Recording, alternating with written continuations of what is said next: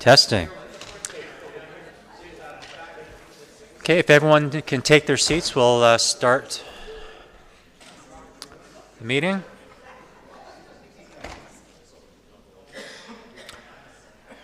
Mr. Clerk, the time is 7:02 p.m. on Tuesday, May 2nd. I'd like to call this General Committee meeting to order.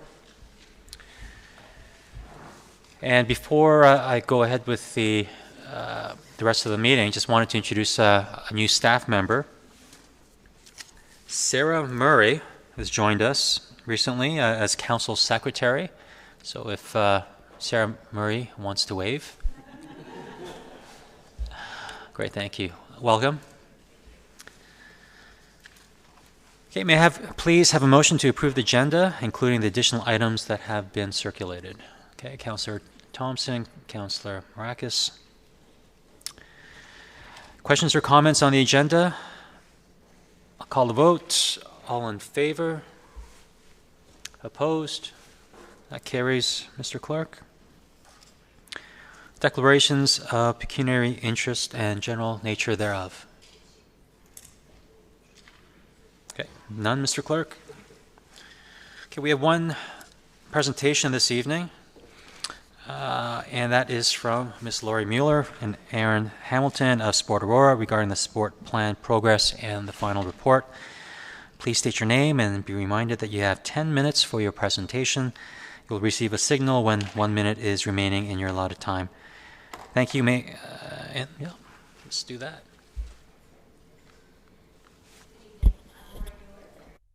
Mr. Chair, Mayor Daw, members of council, staff, and guests.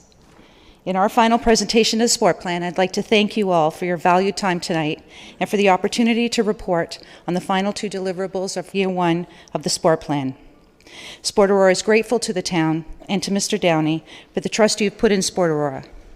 We hope you're happy with the value Sport Aurora has provided the community, and we hope the town will consider us and our membership true partners as we move forward into year two and create sport and a physically active community that is second to none. Do we have our presentation? Are you able to see our presentation or? Sorry. So I'm going to continue just to respect time as well, but tonight we're going to focus on our two last elements around sport policy recommendations and the development of broad-based marketing strategy. So in regards to, sorry about that, in regards to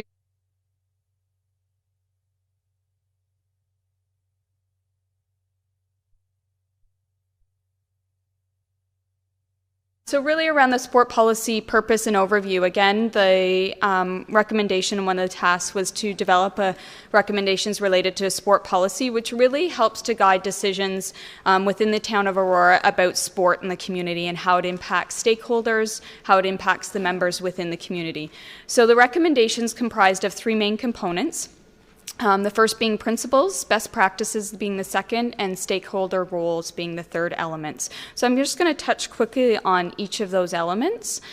Within principle recommendations, these are really to help guide the development of the sport policy. So what do you need to consider and what principles should you take into consideration when you're developing a sport policy, with highlighting some key elements of participants as a priority. So when we're making decisions and developing a policy around sport, we need to consider the participants of sport.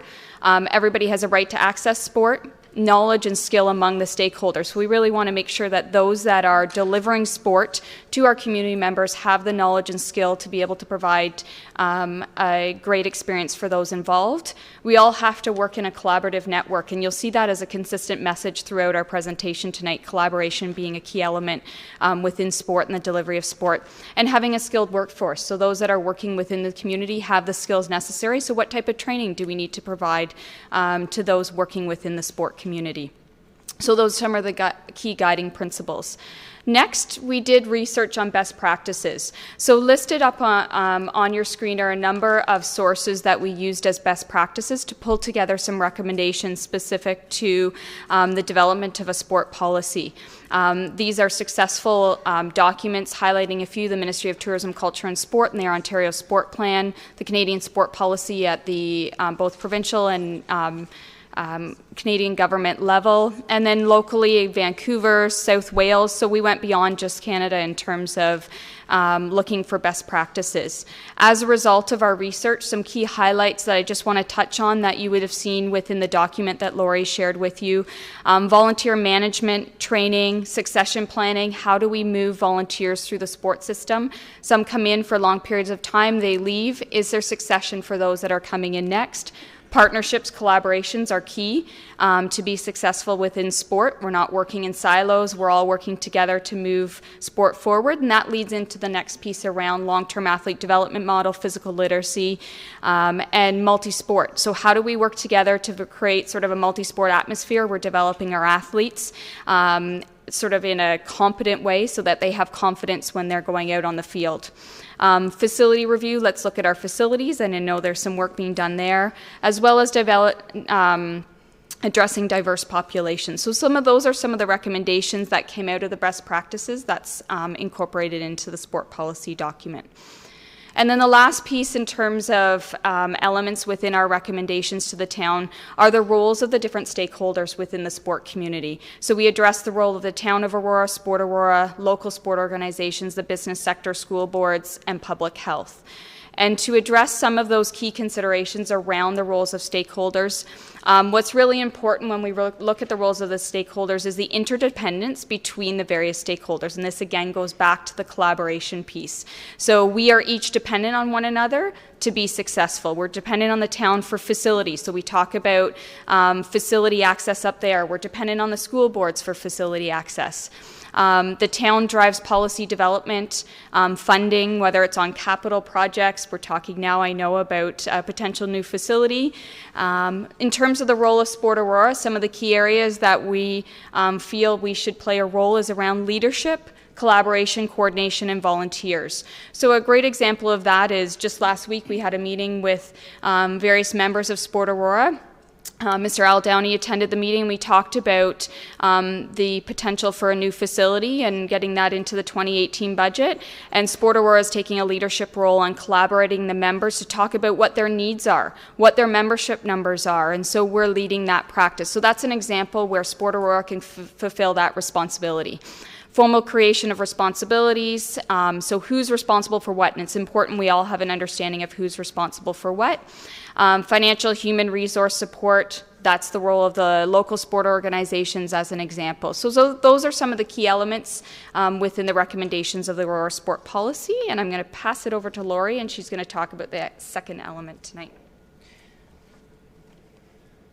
So, the mandate of Sport Aurora is to fulfill a symbiotic liaison with the community engagement role connecting sport and sport organizations with the town, so that everyone comes together in one voice under one roof as a multi-stakeholder approach. The marketing communications is a key component of the sport plan. It identified as an essential component of a comprehensive sport plan, and the strategy, once completed, will help create the awareness of sport opportunities and increase sport participation across the town. A marketing and communication strategy is essentially about supporting a community-based social marketing campaign. The progress to date, the committee formation was established, 2 committee meetings have taken place, and the development of a draft environmental scan of sport and sport organizations were addressed. Some key messages were drafted, a strategy was drafted, and the best approach discussed. Recommendations came out of those 2 meetings and they were established. The committee was tasked to provide a guiding and advising and overseeing the creation of a sports marketing and communications strategy. As you see up there, there's a comprehensive composition of the marketing team. With the exception we didn't include, which we will be including, Central Tourism counties to sit in on the advisory committee.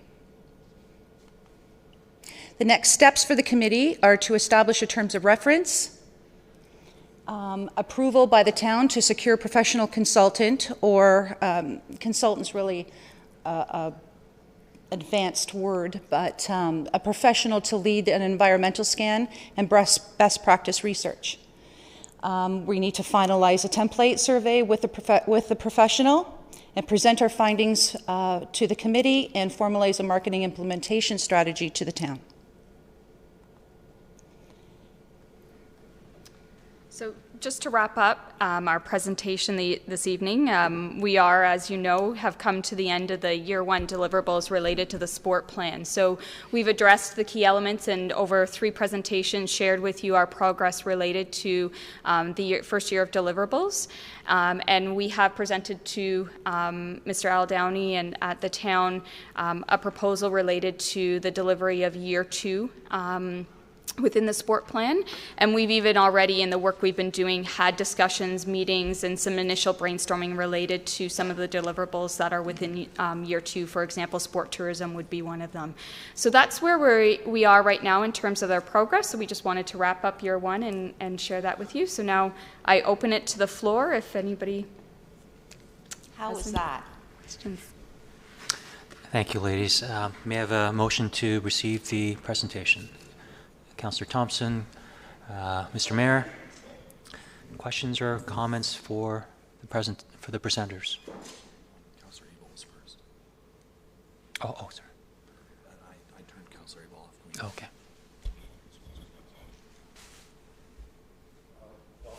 Much for the presentation, and you know it's good that we understand all the work and effort that's put in there. You had put in, I think, on the second screen all the other municipalities in the province that you had gone to get your material and like all those cities where they all have adopted a sports policy within and a strategy. Related to best practices, they're in a position where their policy has been adopted and they're in the implementation phase. So they're well into actually moving forward and delivering sort of, for example, a sport policy within their community. So they've completed their policy and they're actually implementing it now. And so I know we always say it, but I want to extend the appreciation for what you're doing, because what you're doing for us saves us a lot of resources and money and time. And you're doing all the legwork, and you have done it for years. And my comment is usually it's time for us to now work with you and take advantage of all this great work. And it's something that is a best practice being done right across the nation. And so it's good for a good, healthy community. So thank you very much. Mayor Daw. Thank you very much, Mr. Chair, and thank you, Laurie and Aaron, for coming in under time. Awesome. Well done. We do appreciate the work that you're doing and the work that Sport Aurora has put together on the sports plan, and I congratulate you on how well you're working with the town with Mr. Downey's group. So I thank you very much, and I thank Mr. Downey's group as well. I think it's a great partnership. Thank you. Thank you. Councillor Thompson. Laurie, Aaron, and everybody else from Sport Aurora this evening, thank you very much for the presentation. I think that you've shown once again that it's been a very beneficial partnership this first year. I know for myself, I look forward to Mr. Downey's report for the ongoing continuation of that partnership and discussions of year 2 objectives and so forth. I also appreciate the work that's being done from the multi-sport perspective. I had the opportunity to attend Thursday's meeting, and I think that, through the work of the collaboration amongst all the organizations of Sport Aurora, I think that it'll be a great help to us in being able to identify those needs and moving forward with that sports facility. So thank you very much.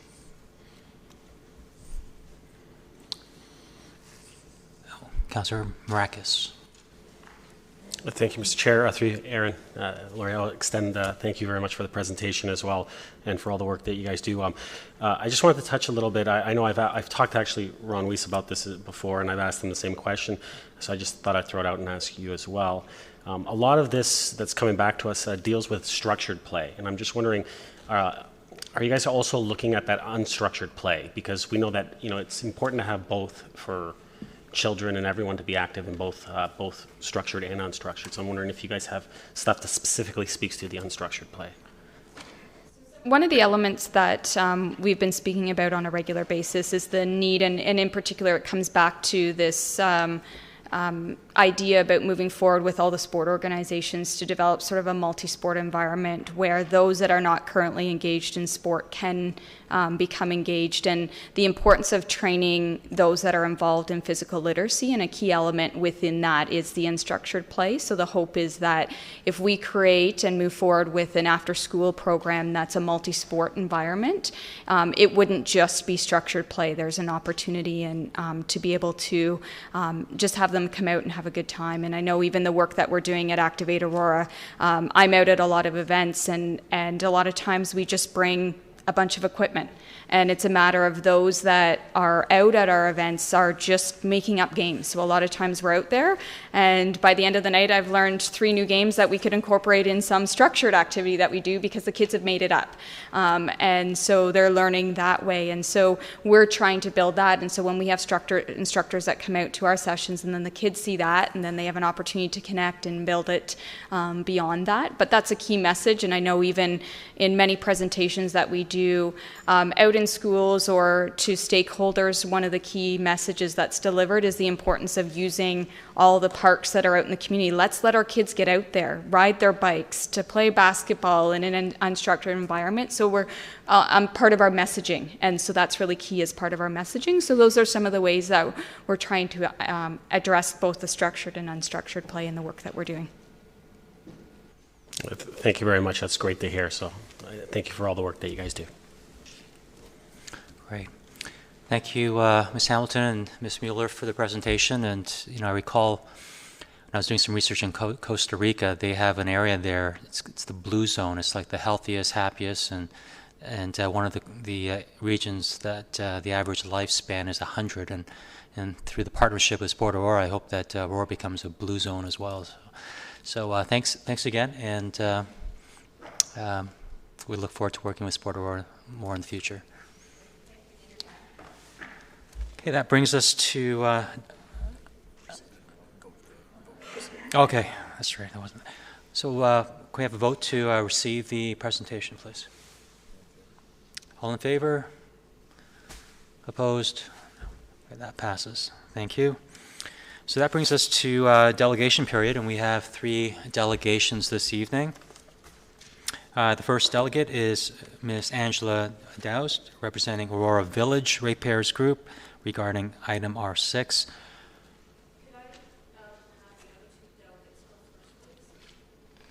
Sure, that would be fine. The other delegate would be... Okay, can we have a motion to change that order, please? All in favor? Oh, can someone move it, please? We're just changing the order of the delegates. Okay. Moved by Councillor Marakis and Councillor Thompson. Okay, so we'll go to the second delegate, Mr. Tony Masangsong, representing Aurora Village. Did I get that correct? Before I start, I just want to clarify, because I was reading the book there was some additional information to the previous minutes, which really I'm not going to address. But I just want to clarify that the recommendations were as per the notes that about delisting or recommending to delist the 5. That's all I want to speak about. I just want to clear that I don't go out of bounds and speak about something else. So that's correct, right? Okay. Okay, that's so, fine. Actually, before you start, just want to let you know you have 5 minutes, and if you can state your name and address, please. 56 Temperance Street, directly across from the subject properties. And again, I'm not going to talk about how I went through my house process through the advisory committee and how bad that house was, because I'm going to fast forward now. We're time constrained. So I have a listed house called the Workman's House, and I worked very hard to have it the way it is now. Mayor Daw and then advisory committee chairman, John Abel was able to see my house, and I'm sure you know how much work I have put in that house. So I'm going to skip that. I'm going to fast forward that 4 years later, on February 14th, 2014, that's not Valentine's Day, I received from the same committee that is now recommending delisting 5 heritage houses an award of excellence in recognition for my outstanding efforts in preserving 56 Temperance Street. That was 3 years ago, and I thank you for that. I was so proud of that award that I even had it plaqued in my front hallway, and I had it clipped in my office so that my staff, but mostly clients and other politicians, can see how outstanding award that I received from you, and I thank you very much for that. It is an honor which I'm grateful to have received from the Aurora Heritage Advisory Committee, Council, and Ontario Heritage Trust. Prior to my move to this town, Aurora was awarded the Prince of Wales Prize for Municipal Heritage Leadership in 2008 and the Lieutenant Governor's Ontario Heritage Award for Community Leadership in 2009. Because of these outstanding awards, I feel Council should reject the committee's recommendation to demolish these historic homes based on my example, which proves that listed structures can be restored.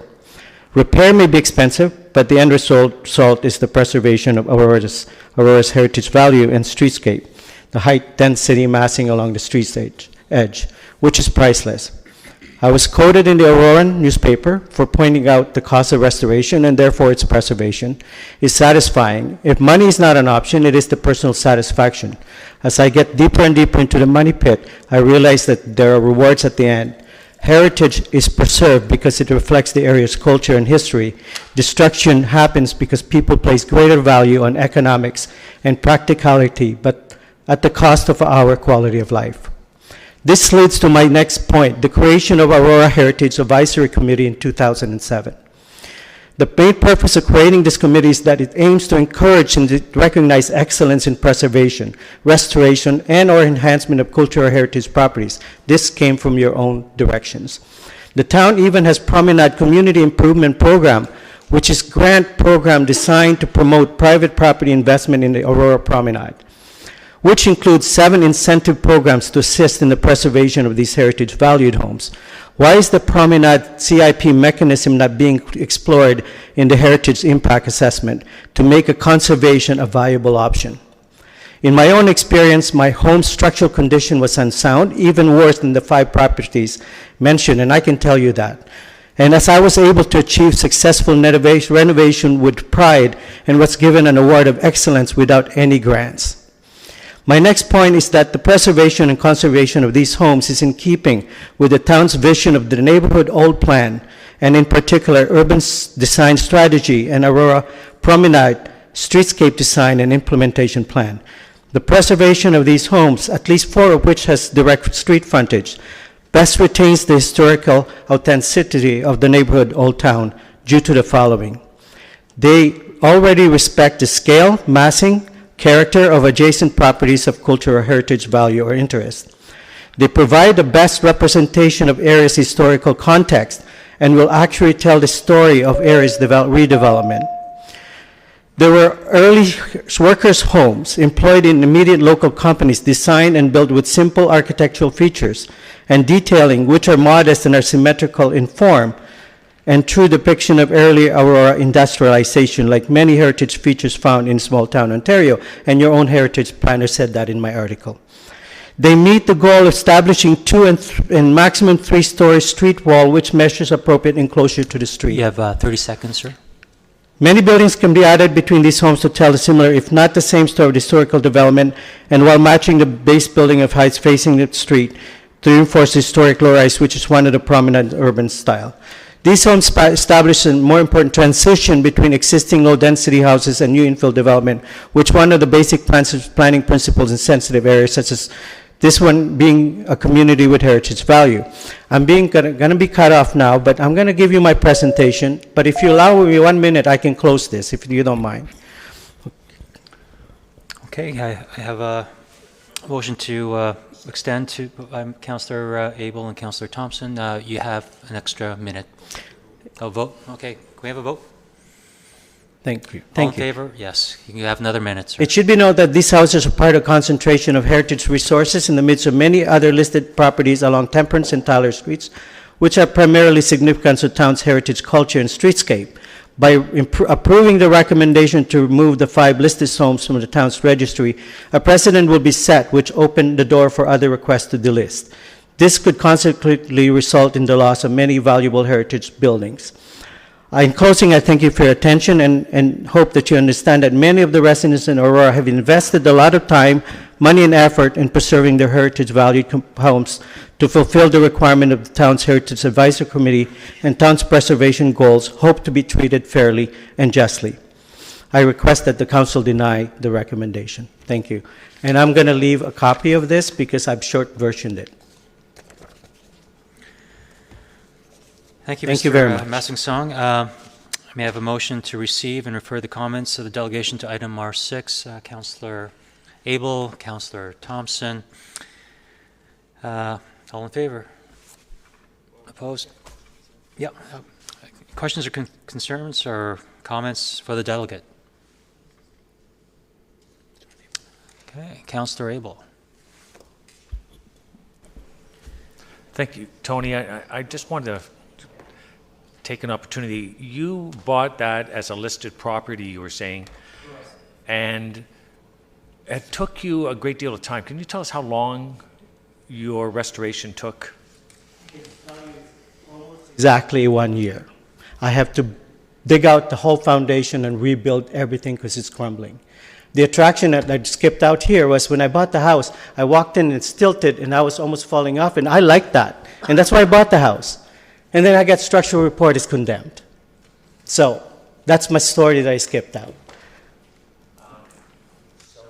You actually could have asked for demolition and probably succeeded and had it demolished.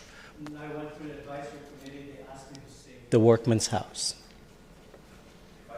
I went to the advisory committee, there's a basement, is there a small room in here?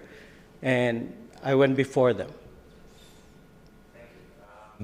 And I just, They asked me if I could save the workman's house, they will allow me to add that one little renovation in the front with the garage. And I said, I will gladly, I will honor it, and I will work very hard to save that. And that's why my achievement award, too, relates to also the renovation and addition I made to that house.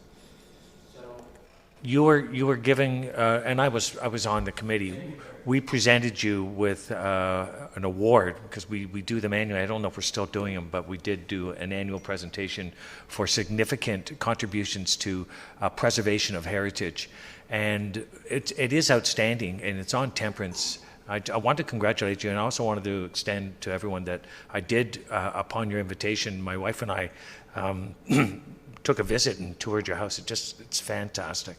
And again and look at that house in front of me and visualize what will be there. But I'm not talking about the new proposal here. We're talking today about the Heritage Home. I just want you to visualize what's going to be like and put yourself in my position. Okay. And I think the point is that you were asked to, this was a listed home, you were asked to preserve it, and you did. And you're saying this is exactly the same as what you're looking across the street with the 5. Can I just make a little bit of sort of funny comment here? When I asked and I felt relieved that they're going to let me put a little bit of my garage, and I told the committee I would gladly save the workman's house, and I asked them innocently, who's Mr. Workman? And I was embarrassed to find out that it's not Mr. Workman. It's the workman's house. Councilor Maracus? Thank you, Mr. Chair. Tony, thank you for coming. I'm curious, are you recommending that council look at designating these properties? Is that what you're looking to do? Asking the way that's like I went through, there are mechanisms to preserve the property and incorporate it into any redevelopment, and it's done everywhere in the past, everywhere. And I'm in the development engineering business. I'm not a developer, and I support these I'm also a big supporter of heritage. That's why I moved to Aurora. I researched where I'm going to move from Markham. I want to move away from the busyness, and I researched Aurora. And I know that you can incorporate. I can give you examples on how you incorporate these homes. And when you talk about telling a story, a streetscape, you can't get any better streetscape than having these coming out of you and tell a story. And you build behind it, and then you build the walls behind it. That's telling a story. That's streetscape. Thank you. So I just want to be clear. So you're not asking this council to look at designating these properties. Okay, thank you. Anybody else? Okay, I'll call the vote then. All in favor of receipt of the delegate? Or sorry, refer? To R6. All in favor? Opposed? Thank you, Mr. Maslingsong. That carries. Our second delegate is Mr. David Cabianca regarding the same item R6. Please state your name, sir, and be reminded that you have 5 minutes. My name is David Cabianca, and I reside at 34 Tyler Street. I wish to extend content touched upon by Mr. Masongsong. Besides Tony Masongsong's home, there are other recently renovated listed homes within the same C2 zone in the immediate area where owners have invested substantially both money and time to adhere to the wishes of the Aurora Council.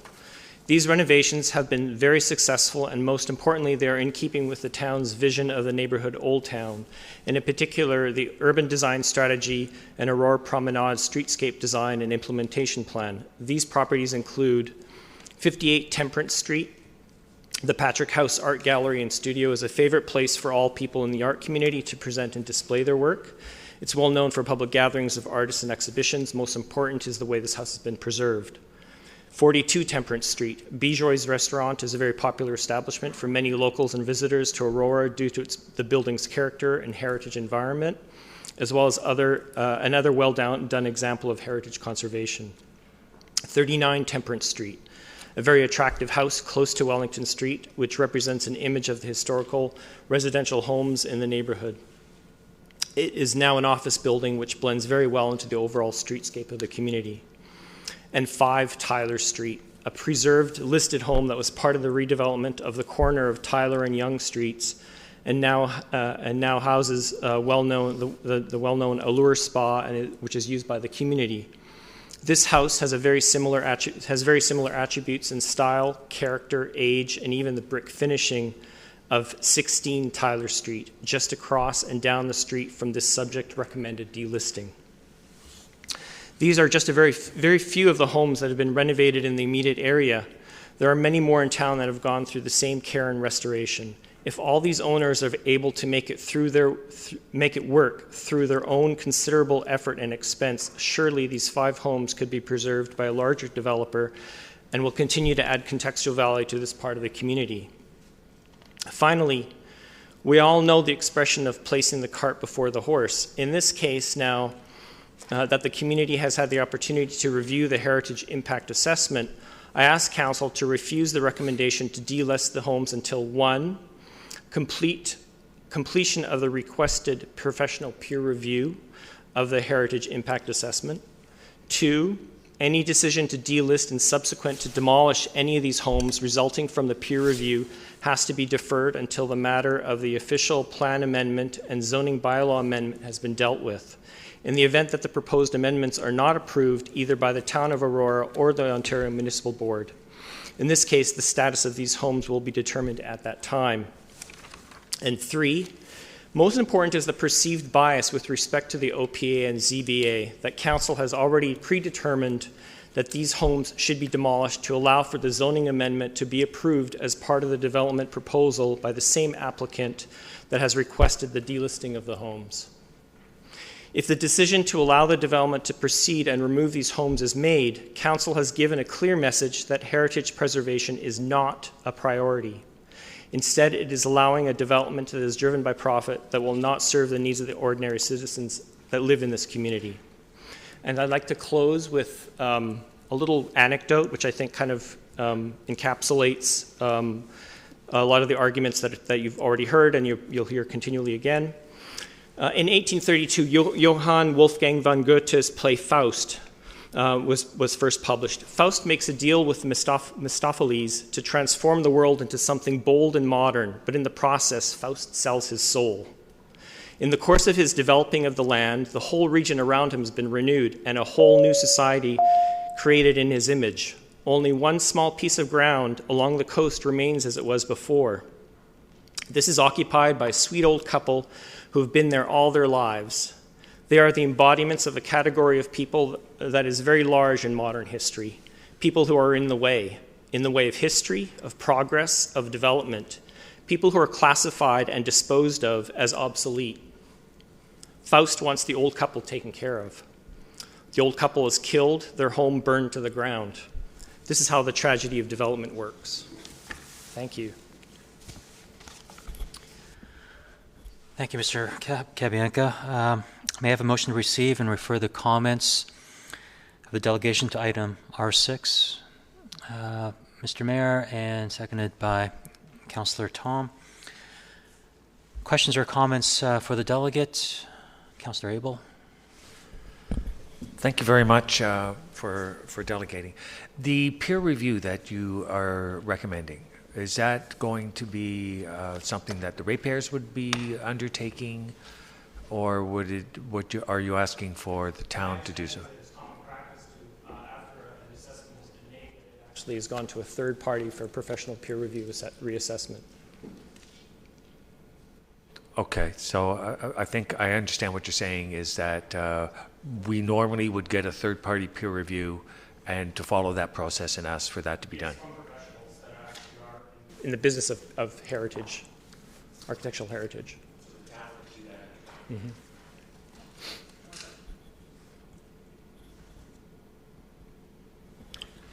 Okay, if there are no further questions, then I'll call the vote. All in favor? Opposed? Okay, that carries.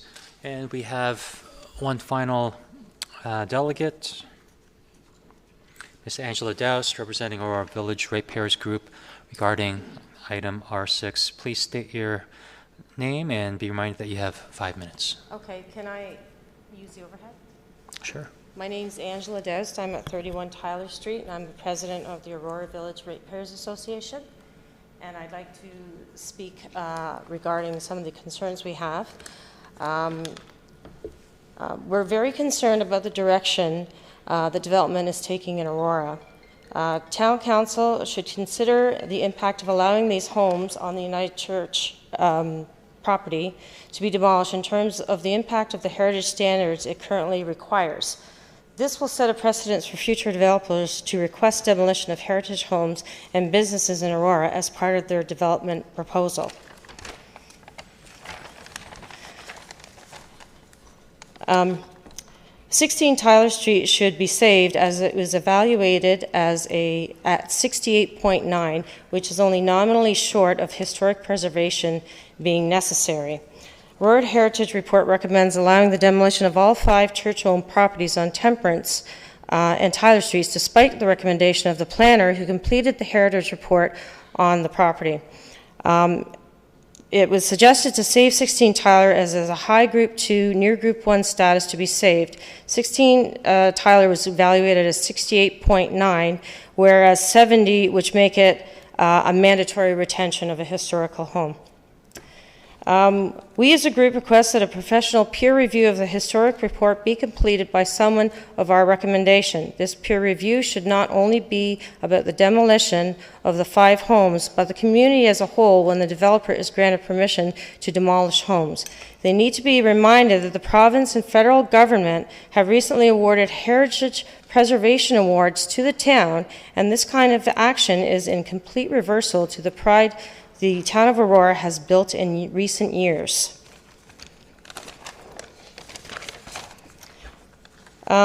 This represents a heartfelt sentiment of all our community who invested significantly in the preservation of their homes and businesses according to the town's goal.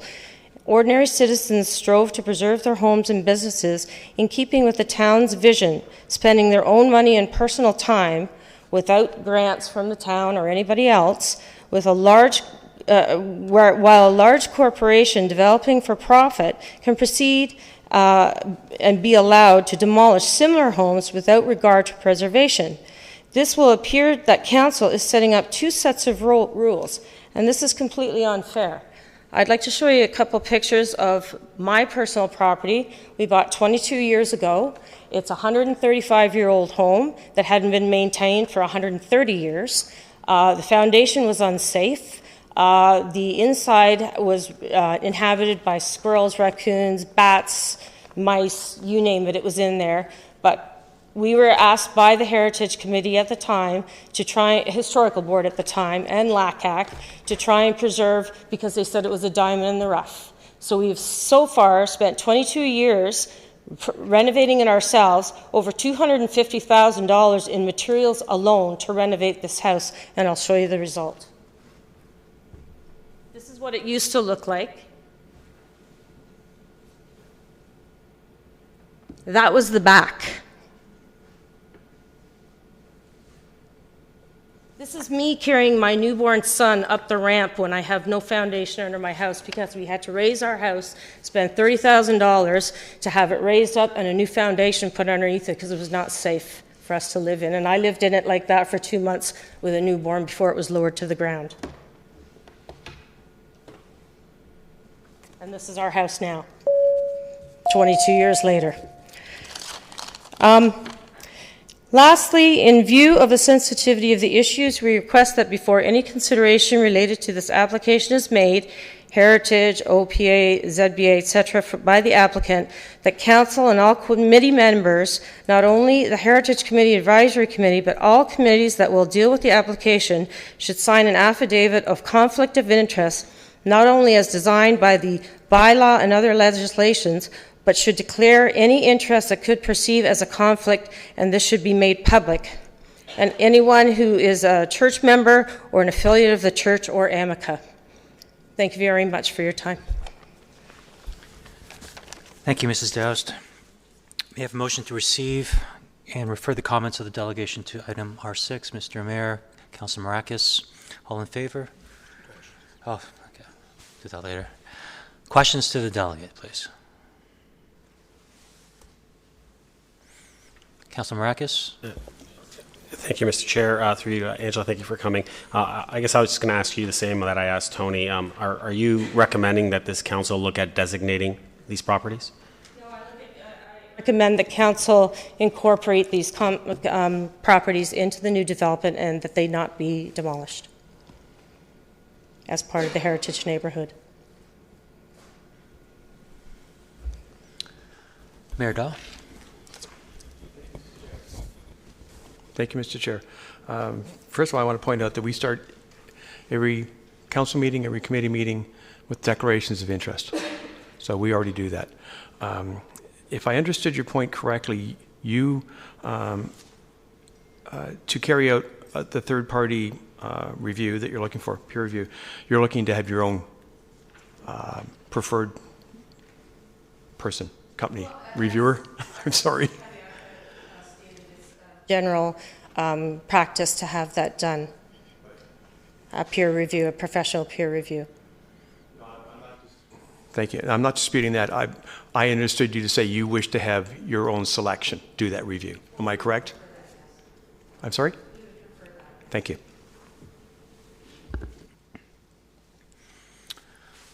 Okay, if there are no other questions, I have a question. So, Mrs. Dow, I think Councilor Marakis asked you and Mr. Messing-Song about whether you wanted to list the properties, and your intention is to have the homes be part of the new design. So in my head, I'm referring to, I see, I work downtown and I see the old CIBC buildings incorporated into the BC Tower, which is now TD Bank Tower. Is that the type of incorporation of design that you're referring to? Well, either that, or retain the buildings, renovate them, and have them as part of the whole development. And as I understand, they're already listed. They're just not designated as yet. They're listed as historically important. Okay. Okay, well, thank you. So I'll call the vote then. If there are no other questions, all in favor? Opposed? Okay, that carries. Thank you, Mrs. Doust. Thank you. So that brings us to our consent agenda. Again, the consent agenda is for short questions. If you have any items on the consent agenda that you would like to go in more detail, more thoroughly, you can move it to the regular agenda.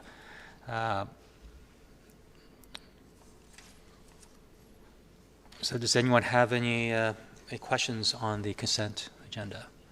Oh, there we go. Mayor Daw and then Councillor Thompson.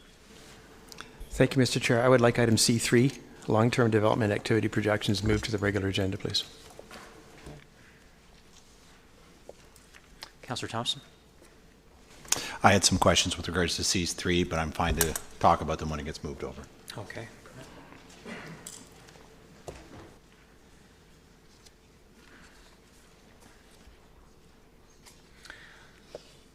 Okay, so that moves us to the regular agenda then. Okay, so we'll motion to approve the consent agenda.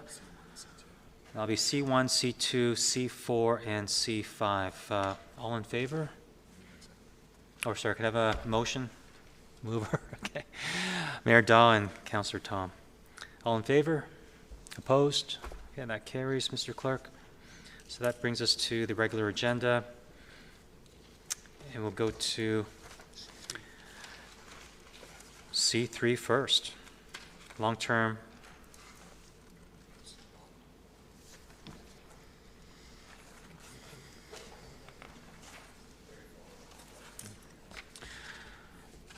Okay, so we'll bring it forward. We'll do C3 first. Okay, we'll do R6. Sorry, I'm hearing a lot of voices. So can I have a mover to...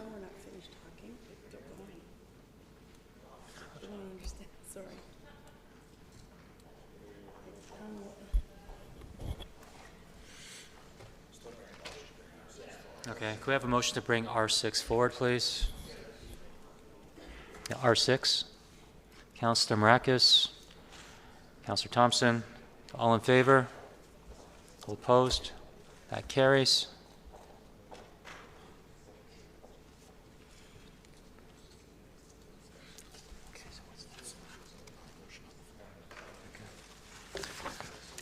So can someone put the motion on the floor, please?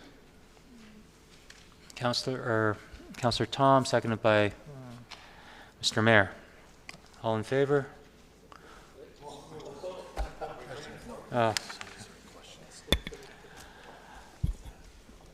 Questions, please. Councillor Thompson? Mr. Chair, I was just wondering if it's possible perhaps for a member of the Heritage Committee just to speak briefly to the meeting itself and the recommendations. I know, Councillor Tom, if you wouldn't mind, just to provide some of the background and context for those who weren't able to attend the meeting, if he's comfortable with that. Councillor Tom, you okay with that? Okay, you have the floor, sir. Thank you, Mr. Chair. Yeah, so the last meeting of the Heritage Advisory Committee was, we dealt with this item, and this, among many other items, the United Church's Heritage Planner, Mr. Bray, gave a presentation. I believe the presentation is included in the agenda that we have. The Heritage Committee discussed this item like we discuss every other item that comes forward to the Heritage Advisory Committee. We look at any, presentations that are made to us. We look at their materials that they submit to us. And also we look at the evaluation made by the Heritage Evaluation Working Group, which is essentially a subcommittee of the Heritage Advisory Committee. And the committee's discussions led them to move that these buildings be delisted, as you see in the minutes.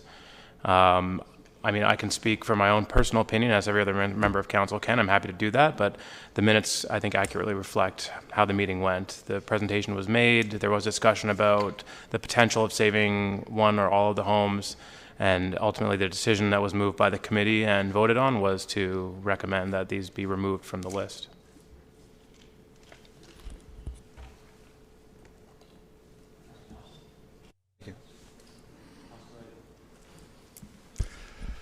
Thank you. So, I usually look at the evaluations, and the evaluations have usually, they vary. So, and I look through these evaluations. It's normally through you, Mr. Chair. Do we have the people sign off on who it is? On who does the evaluation? Is it a team or? Councillor Tone? I don't. Okay, so thank you, Mr. Chair. So the way it works is that when someone comes in with an application to demolish, the town, I believe, and Mr. Ramuno can correct me if I'm incorrect, but if someone comes in with a recommendation to demolish a listed property, the council has 60 days to make a recommendation on whether to either designate the home Part 4 or to allow the request to be delisted and subsequent the demolition permit to be issued. We have 60 days to make a decision. You can apply to have your house taken off the list without a demo permit, in which there's no timelines, obviously.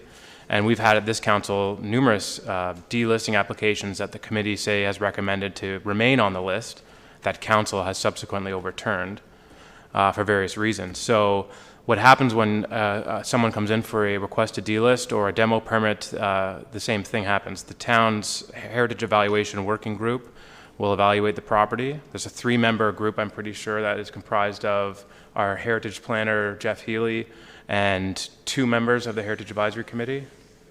And they evaluate the property based on a certain criteria, and it's a consistent set of criteria. The valuation is always the same for every property. And that evaluation doesn't make a recommendation, it scores the property into one of 3 groups. The delegation mentioned that. Group 1, Group 2, Group 3, all of which have different levels of, not requiring, but promoting preservation of the properties.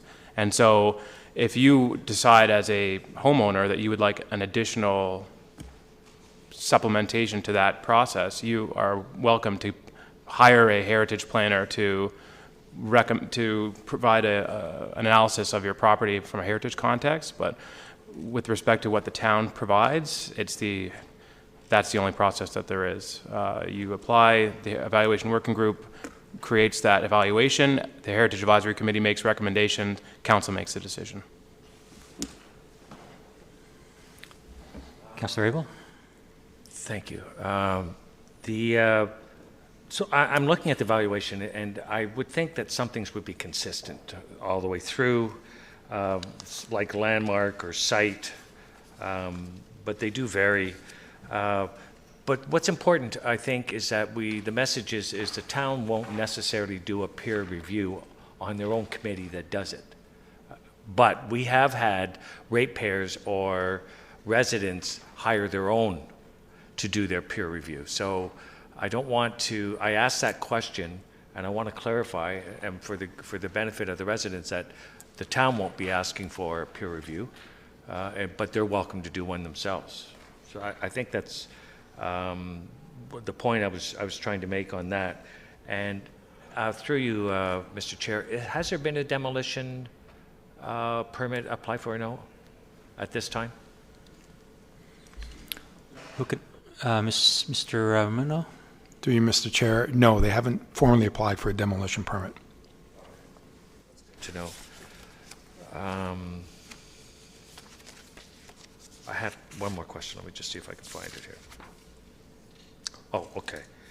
So basically, I guess my comment and what we're hearing from our residents that have lived and invest and have owned property there, and I'm sure they're hearing this. We all are, and I can see that the United Church representatives are here.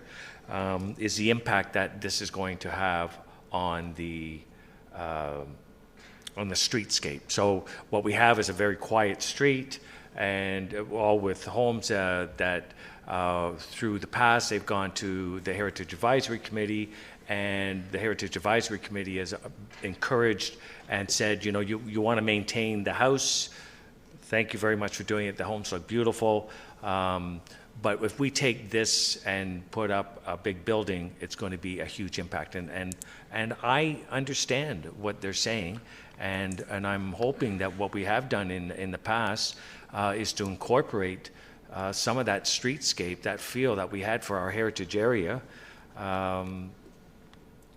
into the new building. And I think that's what we're hearing is if you are going to do a complete new development, it would be normal to honor the heritage aspects of our heritage area. And so that's what I would be looking forward to as they continue to talk with the developer and the and United Church, that when they do come back, that's what we're going to see is some of that collaboration taking effect. So I'll be looking forward to seeing something along those lines. I would be supportive of that. Thank you, Councillor Abel. Councillor Humphreys? Thank you, Mr. Chair. And no, I appreciate there's concerns. I understand the residents' concerns. We have to try to keep our heritage as much as possible. But just to what Councillor Tom said, is we do have a committee, a standing committee that follows specific guidelines as set out by the Municipal Heritage, I believe, plan and by our official plan, and part of the Ontario Heritage Planning Act. So it's not just random, type reports. It's done by committee, and they're all, if I'm not through you, Mr. Chair, to Mr. Muno, is it a consistent guideline? Or I've seen the reports before. I just want to share with the residents that it's not just just to put people together. It's a true process and conforms to the Heritage Planning Act. Mr. Muno? Certainly, through you, Mr. Chair. No, that's correct, Councillor Humphreys. Our sub-working group of the Heritage Advisory Committee sits to evaluate any properties that come forward, and they use a consistent weighting formula that was prepared a number of years ago and is consistent with other municipalities. And maybe if I can just add, not only did the Heritage Advisory Committee evaluate the 4 individual lots and the 5 structures, but we also had our design review panel evaluate those the properties as well. Thank you. And through you, Mr. Chair, and just another question probably through to Mr. Muno, that none of these houses are designated. Are they any of them designated, or are they listed? I just want to understand, just to clarify.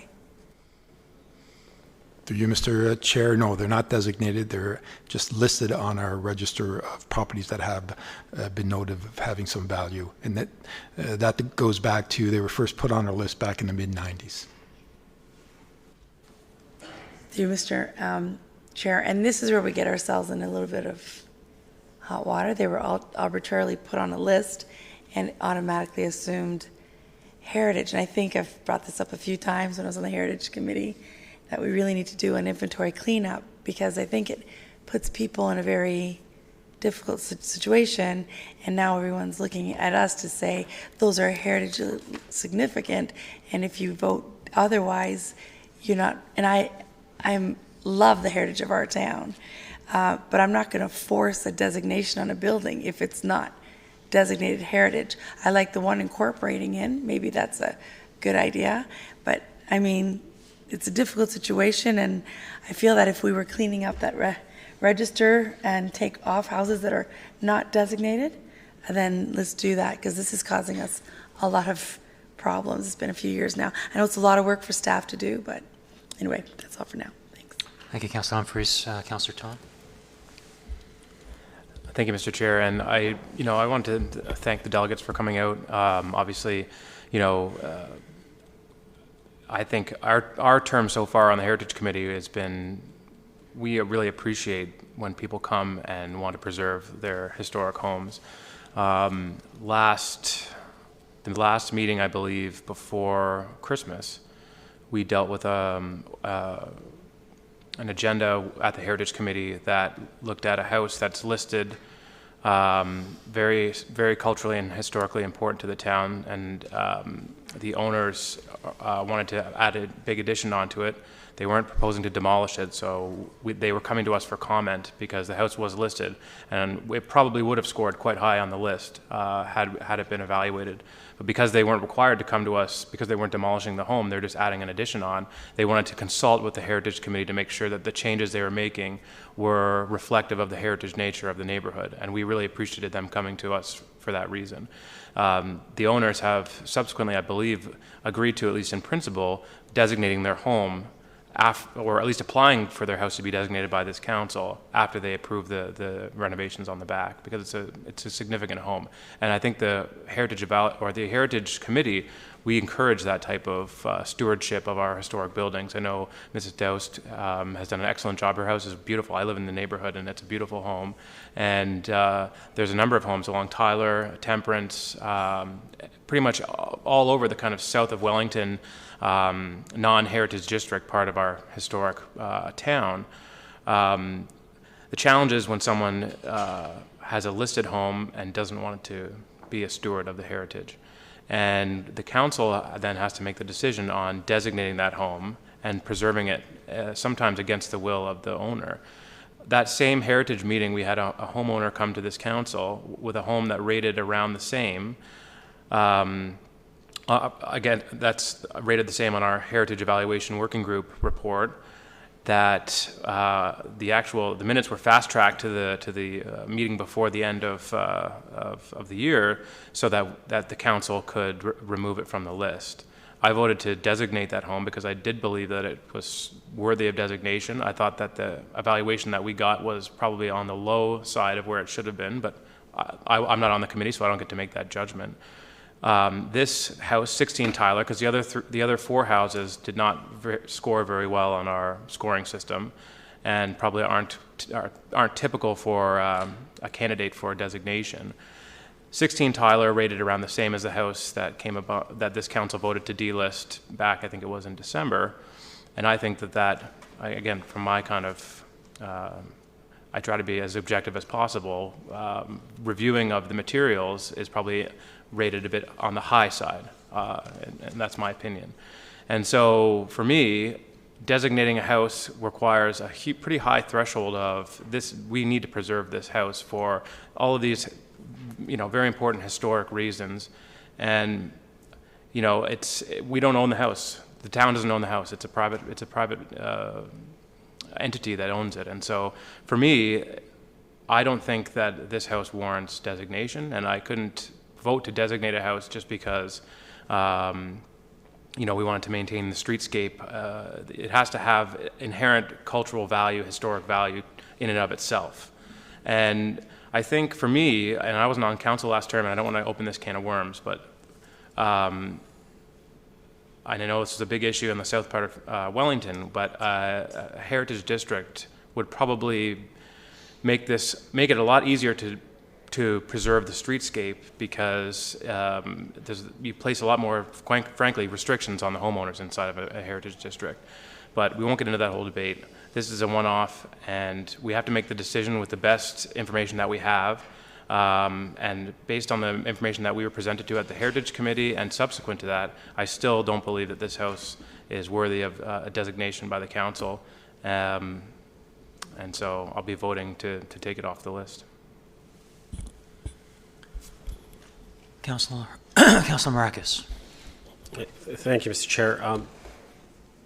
First off, I think that council, this town, and I even think many residents have done an excellent job in promoting, preserving, and protecting our historically and culturally significant properties. But with that being said, we've had many of these applications come before us, and I've said many times it's our job to make that decision that if it's worthy of designation, as Councillor Tom said, then let's designate it. But if it's not, then it should be delisted. We can't leave it in that state of limbo, just sitting there, just to try to prevent from anything possibly happening. And I don't think that's what the Heritage Act was intended to do. So, looking at this, I look at it also. We've heard everyone kind of put this together with the United Church application, and I honestly believe that they're two separate situations for us to look at and deal with. That's about building something, an application. This is just about, to me, it's about looking at the Heritage Act and looking at whether these properties should be designated or delisted, and that's what I think our focus should be at, looking at this specific recommendation. So I was sitting at the committee. I listened to the members. I've looked through all the information. I don't believe there's enough to designate any of these properties. So I'll be in support of the recommendation.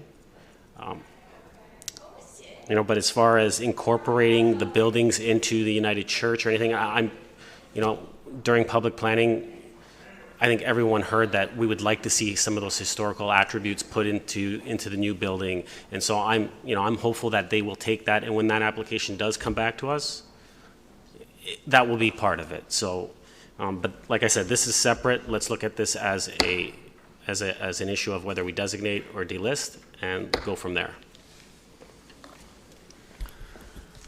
Thank you, Councillor Marakis. Councillor Thompson for the second time. Thank you, Mr. Chair. I share a similar perspective to Councillor Marakis in that I see them as two separate entities. I think whenever we've had these issues come before us, you know, we've talked before that the register, the list really is a placeholder, and that it falls upon council to make that determination of whether or not the property truly is worthy of designation or not, and that's the decision before us. You know, I trust that the committee certainly did their due diligence with regards to it, and their recommendation is that it's not worthy of designation, and I've not heard anything contrary to that to make me think that we should designate these properties. You know, I have heard the comments from the residents about their desire to see it incorporated into future planning designs and to preserve some of the heritage aspects of it, and I think those are all valid comments, and that's why we have the public planning process, and to be able to flesh those out and have conversations around what that site may look like. But again, just going to the matter before us is really whether or not any of these properties warrant designation, and from my perspective, the committee did its job, and so I support the recommendation. Thank you, Councillor Thompson. Councillor Abel for the second time. Thank you very much. So we've had many applications come before us in the Heritage and at Council here when it deals with homes in our promenade area and our heritage area. And really the concern is most of the time is there something significant, and if it can be drawn out in the evaluation and it's listed, and I know we listed half the town, I think we listed almost every property, and we've dealt with this. It's a challenge, and I know on several occasions people have come forward and said, listen, just by putting it by listed, I can't get insurance. We've heard all kinds of things. It was in quite a bit of depth when we were trying to do the district.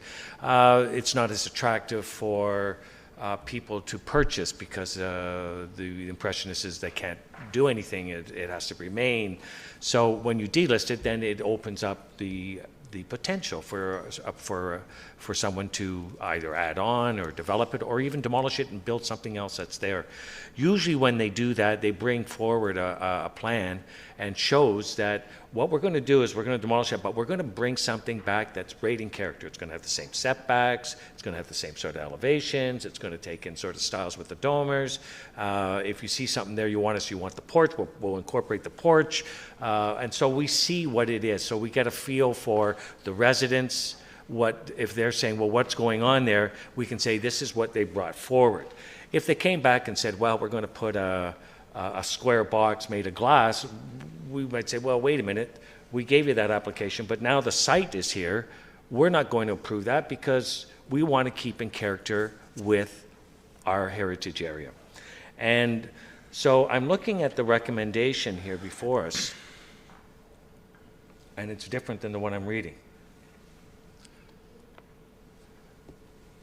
Okay, so I may have to get some clarification on this. So I'm looking at our item, page 4, 106, from Mr. Marco Romuno, recommendation that it be received and that the Heritage Advisory Committee provide feedback on the proposed zoning bylaw amendment.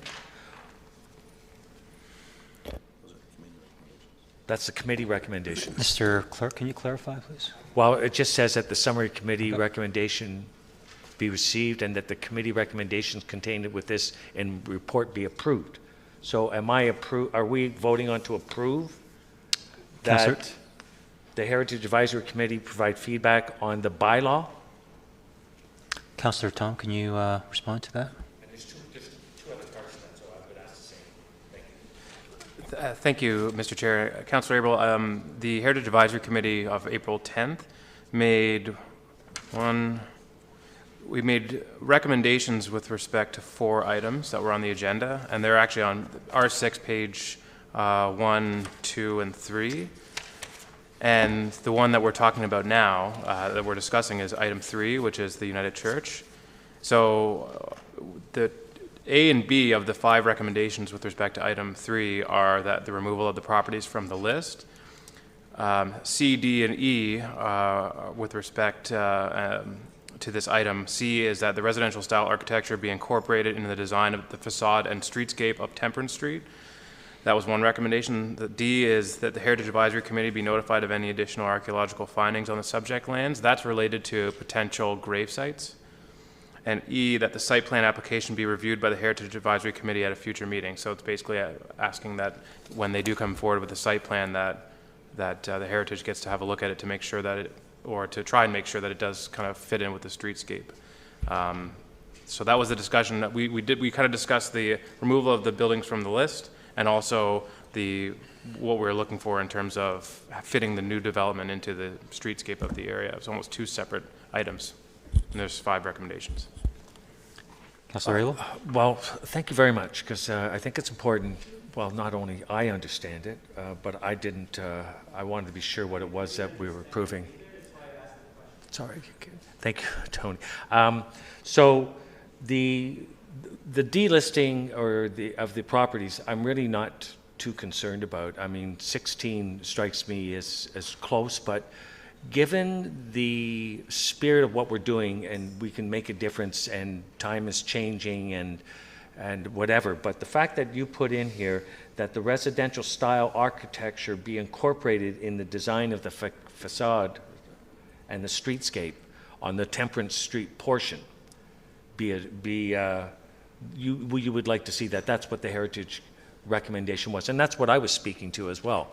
That let's remember this is a very narrow street, and we've got beautiful homes that are all restored there. We want to maintain that streetscape and that heritage and what we value in our town. So I want to thank you for making sure that that is clear.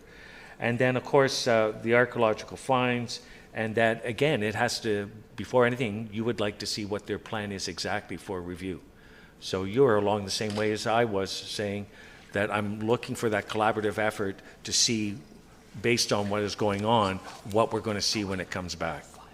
And I think that's clear what this council is saying. So I'm in support of moving forward in exactly that, along those lines. Thank you, Councillor Abel. Mayor Dahl. Thank you, Mr. Chair. And I, like other members of the table here, appreciate the delegates coming out. We appreciate the time and effort they put into their places, because it does make a substantial difference to our town. I can also say I'm not appreciative of when people step up to the podium and suggest that we come to this table with preconceived ideas. I come here to listen, and especially to the chair of the Heritage Committee, Vice Chair, excuse me, you just got promoted, and make our decision at this table as we listen to the conversation, because I think that's what we all strive to do. So I just want to make that plain, very plain, Mr. Chair. I do support the recommendation on the table. I appreciate the struggle that Councillor Tom spoke about in terms of coming to this decision, but it's a decision that they have made, and it's a decision that I respect. Thank you, Mayor Dahl. I also support the committee's recommendation. They've done a lot of hard work, and I think the last couple of years, a lot of very critical and important projects have come upon their table, and they've done an exemplary job, and I will support their recommendation as well. So if there are no further questions then, Councillor Tom has a question or a comment. Thank you. And before Councillor Abel, I was in the queue to speak before Councillor Abel asked me that question. I was going to make a reference to the fact that there was additional recommendations from the Heritage Committee. I already addressed them, and they were put up on the screen. But I also wanted to just say that, you know, the Heritage Advisory Committee, the citizens that make up the Heritage Advisory Committee, they really are committed to heritage preservation. They care about the town.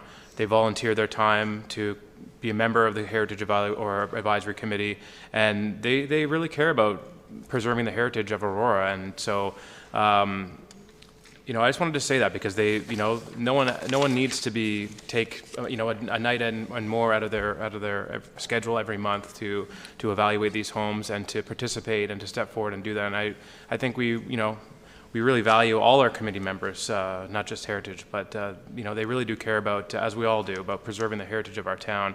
And so I come to all these decisions, I try to be as objective as possible and really look at the heritage merits of each building that comes to us. And we make our decisions and we have to live with those decisions. But, you know, everyone comes to, at least from my perspective, you know, I put a lot of value on the heritage of Aurora, and I do as much as I can to try and preserve that. I know most of the council, if not all of the council, shares that view, as well as all the citizen members of the committee as well. Thank you, Mr. Chair. Thank you, Councillor Tom. So if there are no further comments or questions, I'll call the vote then. All in favor? Opposed? Okay, that passes, Mr. Clerk. Thank you, members of the public, for delegating and staying to hear the discussions. We'll move on to the next item on the regular agenda, which is R1. Sorry, we're going to go to C3, sorry. Long-term development activity projections. Will someone move that, please? Mayor Daw and Councillor Tom. Any questions or comments on that item, please? Mayor Daw. Thank you very much, Mr. Chair. The reason I wanted this moved to the regular agenda is because I think it's a pretty important report, and it speaks a lot to where we're going in the next 10 years. And so I thought it deserved being on our regular agenda to give it heightened awareness.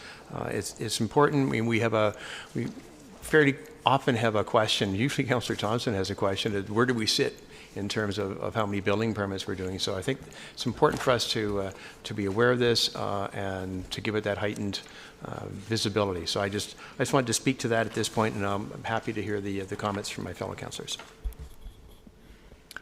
Thank you, Mr. Mayor Daw. Councillor Tom. Thank you, Mr. Chair. The report talks about how the town doesn't currently have sufficient servicing allocation capacity to achieve the official plan target population. And then it goes on on page 3 to talk about a subsequent report being prepared. So my question is, when can council expect that report? And actually, that's the only question I have. Yeah. Mr. Rumuno? Certainly, through you, Mr. Chair, we're working with the region just to reconcile our numbers with respect to servicing allocation, and I'm hoping once those are finalized, we'll strive to get a report to council before the end of June. Councillor Tom? And I guess my follow-up question to that would be that obviously these projections are higher than what we had in the past. So was our servicing allocation was that already going to be? Were we already going to have enough capacity with the original totals, or is this subsequent update in terms of our growth totals is what pushed us over in terms of capacity? Mr. Rumuno? Certainly, through you, Mr. Chair. The servicing allocation, I mean, York Region's been constrained for a number of years as a result of some of the delays in the required infrastructure. The Upper York's sewage system has been delayed, and so that will solve the problems once that's constructed, but that is still a number of years off. So the servicing allocation isn't really tied to isn't a factor with respect to our growth projections. Obviously, they're required to achieve those ultimate growth projections, but when I do report back, there are a couple options or solutions that we're working on with the region to address that in the short term. Thank you. Thank you, Mr. Rumuno. Councillor Tom. Councillor Thompson. Thank you. And I too was going to raise the issue of the service allocation. It's always concerning when you read in a report that there's not enough to continue our growth, because it can become a barrier. Through you to Mr. Rumuno. Mr. Rumuno, are we the only municipality in York Region that currently is concerned about a lack of service allocation for continued growth? Mr. Rumuno? Through you, Mr. Chair, good question. No, I mean, a number of municipalities are concerned with the limited amount of capacity. We are, Aurora and Newmarket are in the same boat because we're dependent on the Upper York solution. The region is well aware of our concerns, and I'm actually working on trying to schedule a meeting with the Regional Commissioner of Environmental Services to discuss options moving forward, because again, we currently have, based on our records, just under 4,000 persons equivalent of servicing capacity, and that, quite frankly, is a 2 or 3 year supply, depending on the levels of growth, if they continue on at these robust levels. Councillor Thompson? And thank you, and through you to Mr. Rumuno again. Maybe just as a brief summary, what happens if we're out of servicing capacity with respect to building permits and growth for those that may not be too familiar with it? Mr. Marcus? Certainly, through you, Mr. Chair. As council's aware, the public may not be, but we do, whenever we bring a report forward to council with respect to approving a residential application, whether it's a site plan or a plan of subdivision, we are required to allocate sufficient servicing capacity at that stage. So, if we do run out, we hope we don't, because we think there are solutions available to us. But one of the options is, obviously we could phase development with respect to the amount of capacity. So we may not have the entire capacity to allocate to a certain development, but we would do that through those reports to council, at the development approvals process. But I'm confident that we do have a couple solutions that we're working on to buy us a bit more time and a couple of years worth of capacity moving forward. Thank you, Mr. Rumuno. And just, to Mayor Dawes' comment, I do agree. This is a great report for council to have. We're talking about, building a number of facilities. We're talking about looking at the future needs of Aurora and positioning ourselves well. So having these kind of projections provides some context so that we're able to, look at the long-term development, be it for DC or for facility needs, and then make some informed decisions going forward. So thank you, Mr. Rumuno, for bringing it forward. Councillor Abel. Thank you very much. And, there's a big push for what we call affordable housing or rental units. So through you, Mr. Chair, could you comment on I'm looking at the chart on page 3 of 5 on the report. And you have a little projected building permits for new dwellings there. Is there anything that would... Are those apartments condos, or could you? Because I know there's going to be legislation if we are moving forward federally and provincially, and I think before long we're going to have to incorporate that in some of our projecting and buildings. Mr. Marcus? Mr. Rumuno.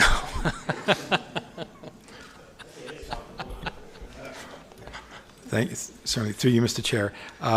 No, correct.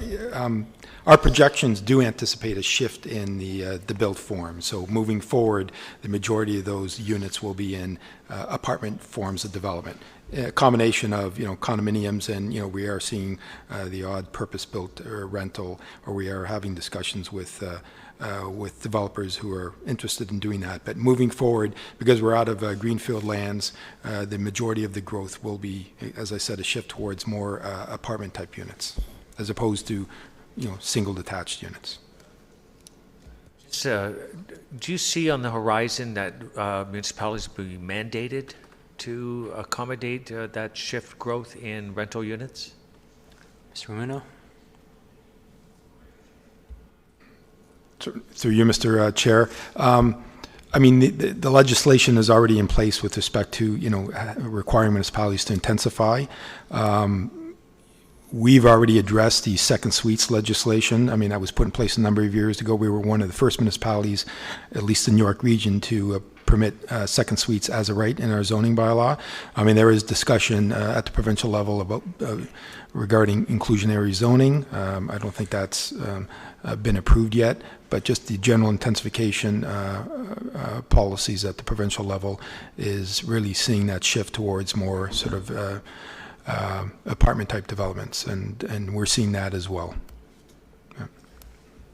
Thank you. Okay, if there are no further questions, I'll call the vote then. All in favor? Opposed? That item passes. That moves us to regular agenda R1. Will someone move that, please? Councillor Thompson, seconded by Councillor Marakis. Any comments?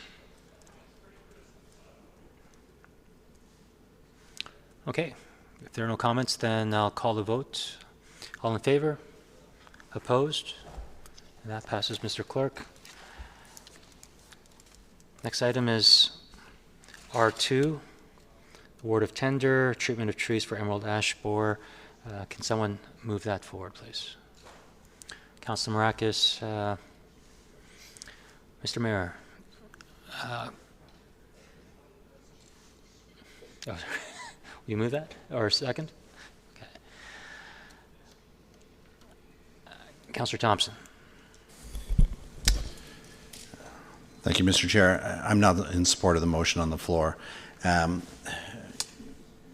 appreciate all the work that staff have put into this report and stuff, but I think what troubles me, and I had a chance to speak with Mr. Downey briefly about it, is that, you know, from the best of my knowledge, Health Canada does have some concerns on it. They've gone through a process of reevaluating Imajet and the active ingredients in it, and you know, I'm not certain if they've completed that reevaluation or it's still ongoing, but there does seem to be concern with using that product in most applications. Now, in all fairness, I believe that they're not as concerned, or they're still going to probably approve the use of the product within when you're injecting it into a tree trunk. But I just, you know, for myself, have an issue using a product that for the most part is going to be banned for most uses because of concerns being raised. And so, you know, it's not included in this report with regards to Health Canada, but I would encourage members of council between now and next week to perhaps go to Health Canada's website and read for themselves some of the documentations that's there with regards to the use of the product and the core active ingredients as well. Stuff. And, you know, I'll ask Mr. Downey to weigh in with regards to the information that him and his staff have learned from Health Canada as well. Mr. Downey? Thank you, Mr. Chair, and I thank Councillor Thompson for bringing this to my attention earlier today. So I have had an opportunity to check with Health Canada, and they are investigating the use of neonicotinoids, in particular imidacloprid, which is a neonicotinoid, and its use. They have concluded that while they continue to do investigations on its use in several different applications, it is no longer a concern when used in trees when applied as a tree trunk injection, and it is also not a concern when used as a product for flea, tick, and lice treatment for cats and dogs. So, but it is being used for a number of other applications that they're continuing to investigate. That's their present position with regards to that. The latest update with regards to that was November of 2016. However, we have investigated that that report as of today. Our understanding is that they are not going to be restricting the use of imidacloprid, which is Imajet, in trees when it's injected into trunks. Councillor Thompson? That's fine. Thank you. Mayor Dahl? Well, you did get me to second, but I'm not sure I actually support the motion. But that's okay. And I too have had conversations with Mr. Downey and with Mr. Tree, and I've also had conversations with folks at the region and just residents in town who were former employee of MNR, actually. And I'm, quite frankly, and I'll do a little more research between now and next week, but at this point, I'm not sure I can support it just simply because some of the concerns that have been expressed. So I think at this point I'm going to vote against it, and I'll see what I can, maybe I'll have a chat with Councillor Thompson and Mr. Downey again before next week and see if I can clarify further my concerns. Thank you. Thank you, Mr. Mayor. Councillor Humphreys. Hi, thank you, Mr. Chair, and appreciate Mr. Donahue's update as well. I've had a concern for a little while, and I know staff's done a great job in relaying some positive information in terms of the safety around the way staff is using to treat the trees versus some of the concerns in the reports. But maybe by next week, if we can get some of that more detail in the report about what safety, Canada standards is coming back, safety standards coming back with. And if we do vote this down, because I am at this point still a little bit concerned, is there an alternative method? And I think I saw one in here with through you, Mr. Chair, is there an alternative method of treating the ash borer tree if we don't go this route? I'll refer this question to Mr. Downey. So through you, Mr. Chair, when this item was discussed at capital budget, council asked us when we went to tender to price both the use of triazine as well as Imajet. When we obtained the price, we obtained the price for both chemicals. In addition, council asked us for some research data with regards to the use of those chemicals, and that report is attached. It's a report coming out of the United States of America from Ohio State University, Michigan State University, Purdue, and Colorado State University with regards to insecticide options for protecting of ash trees from emerald ash borer. And so that information is available to council as well. But if you did look at another option, we have provided a price for triazine. It is a higher cost. But we give the 4-year costs associated with that and on table 2 of page 5 of 8 of my report. Thank you. Through you, Mr. Chair, and I did notice that. I just want to make sure and the other triazine is proven safe way, or there's no how can I put the controversy at all on that part of that type of treatment at this point. Through you, Mr. Chair. Mr. Downey? Through Madam Chair, or through Mr. Chair, no, not that we're aware of. Neonicotinoid is the main concern, and that is that's the primary pesticide within Imajet. Thank you, Mr. Chair, and I appreciate that. And Mr. Downey, and I'll think about that till next week and make our decision next week. Thank you, Councillor Humphreys. Councillor Tom? Thank you, Mr. Chair. I remember this when we talked about it before. In the report, it talks about triazine. One of the factors, the rationales for switching to Imajet is that triazine now recommends annual treatments. But we've been treating our trees since 2013 on a biannual basis, and it's been successful. Is that the way I'm understanding? Am I understanding that correctly, that our treatments since 2013 of ash trees with triazine has been successful on a biannual basis? Mr. Downey? Through you, when we first entered into this program, that's what was being recommended, was that the trees are being treated on every other year, so that's what we've been doing with success. It's never 100%, as you can appreciate. We had then gone to council with alternative Imajet because it was more effective and a lower cost. Because at that point they were suggesting that triazine now be injected on a yearly basis as opposed to every other year. Councillor Tom? Thank you. I guess what I was trying to look for is that, I could see if we were using a product on a biannual basis and the success rate wasn't high, and then the manufacturer is recommending that we use it on a yearly basis, you could see, okay, it's not working, so maybe we'll try and basically up the dosage to each tree. But if it's been fairly successful, there isn't an option for just continuing with triazine, but just treating on a biannual basis. And so I don't know why that is. I mean, I know the manufacturer is recommending to us to use their product more frequently, but that might just, they're looking to sell more product as well. So, that's, I guess, my initial comment, because if we can just continue with the status quo, then we don't really have to worry about moving over to Imajet with some of the concerns that other councillors have raised. I guess the second question is both options are 4 years long. But are we going to have to treat, if we're going to be treating ash trees, are we going to be treating them until the life of the tree is complete? Like, do we have to continuously treat these trees until their natural lifespan is over? Mr. Downey? So, Mr. Chair, I can't answer that because there's not enough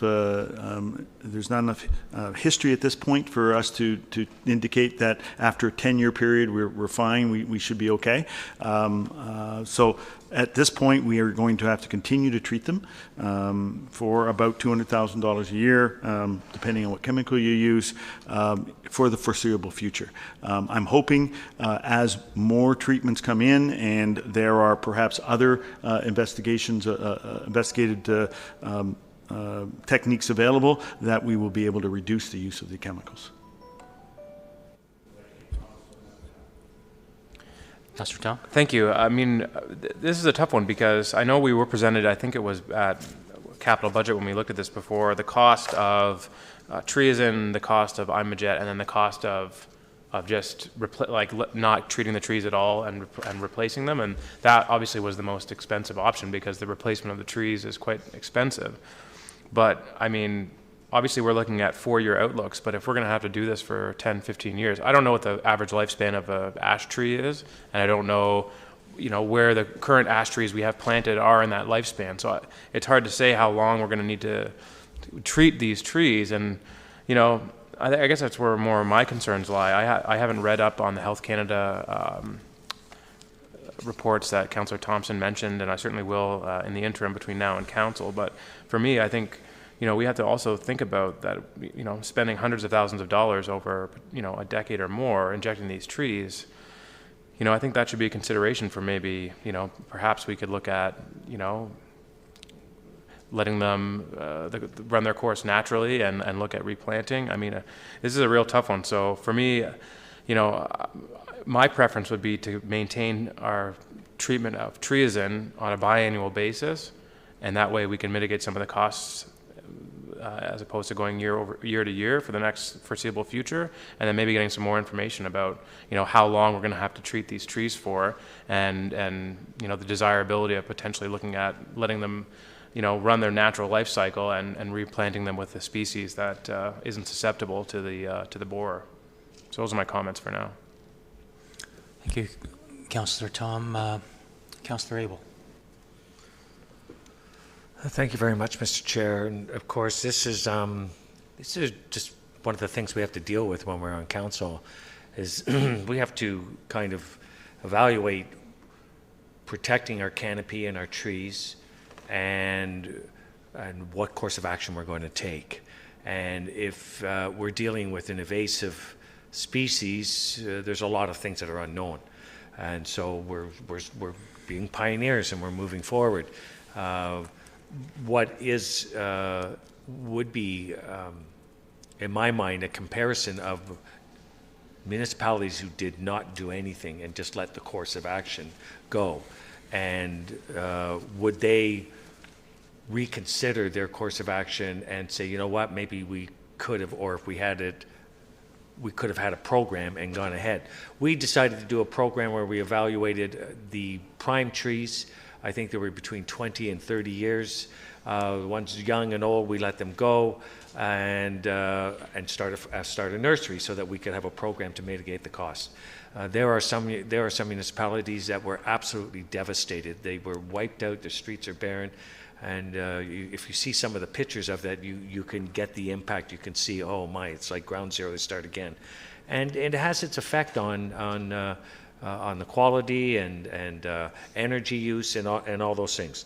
I'm glad that we've gone ahead. The numbers are showing a good success rate. It's been declining. I don't know if that's because the ones that were vulnerable, met their demise, and so there's just healthy ones left that are able to combat it with the program going in effect. We don't know. There's maybe a way to evaluate that. But I do appreciate the concern on using the different insecticides. Myself, I compared it, I think last time we talked about this, radiation. I mean, radiation, if a nuclear power plant goes, it could be devastating. I mean, but when you apply Imajet and you spray it on crops, that's devastating. However, when you use radiation in the medical field, there's a lot of advantages, and it's targeted, it's specific, and there's not the same impact. So it's hard to sort of relate. Am I relating Imajet to radiation and the medical field? No, but I'm just sort of trying to get some sort of way of looking at it. For myself now, and I'm looking at the price of a difference of $300,000, to do what is good environmentally and socially and morally, I think it's a municipality's role to do so. So if we were to go and spend a little bit more and use what we are more comfortable and what our residents are more comfortable to maintain the program, I would be in favor of looking at that. I'm prepared to do that. You know, it doesn't matter what you say when you get into controversial environmental things. You know, the argument just goes on and on and on. I mean, there's people that are saying nuclear power is going to be clean energy, and then there's the other side that are saying just one nuclear leak is too many in the world. Go back to another way, green energy, or find another way, or we'll all use candles once a week or something. Like there is that social conscience that goes involved. So I would consider using the Triazan, but if you want to come back and the majority are not comfortable with Imajet, that's fine. I am, because I go with what Health Canada says. I'm going with the recommendation of our director. I understand, and what I understand as the application is the key. If you spray it on your crops, it's devastating. If it's injected into a tree trunk, there's nothing there. Now, some will argue, right or wrong, but some will argue that there's got to be something up in the trees, and the leaf falls and it goes over here. There's something there, whether it's acceptable or not, whether it's as much as the radiation we feel from the sun.